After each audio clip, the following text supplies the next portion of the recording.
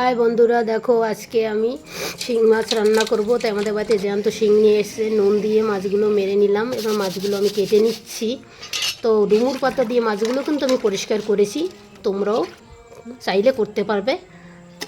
এবার মাছগুলো piece piece করে কেটে ধুয়ে নিলাম। এবার মশলা করতে চলে গেলাম। কাঁচা লঙ্কা, শুকনো লঙ্কা, আদা, জিরা আমি একসাথে বেটে নিয়েছি। এবার রান্নাঘরে চলে গেলাম। কড়াই বসিয়ে দিয়ে উনানে আমি তেল দিয়ে দিলাম কড়াইতে। এবার মাছে আমি নুন হলুদ মাখিয়ে নিচ্ছি।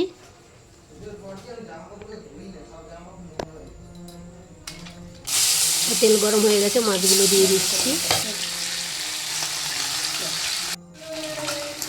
মাছ ভাজা হয়ে গেছে, মাছগুলো তুলে নিচ্ছি। ওই তেলের ভিতরে আমি জিরা ফোড়ন দিয়ে দিচ্ছি। যে মশলাটা আমি করেছি ওই মশলাটা কিন্তু দিয়ে দিলাম। এবার হলুদ গুঁড়ো দিয়ে দিচ্ছি। তো মশলা কষাতে কষাতে যখন তেল ছেড়ে দিয়েছে তখন আমি মাছগুলো দিয়ে দিলাম। এবার একটু কষানোর পরে এবার অল্প জল দিয়ে আর একটু কষিয়ে নিচ্ছি। তারপরে আমি পরিমাণ মতো জল দিয়ে দিলাম, স্বাদ মতো নুন দিয়ে একটু নেড়ে দিলাম। এবার কিছুক্ষণ পরে তরকারিটা হয়ে গেছে, ধনেপাতা ছড়িয়ে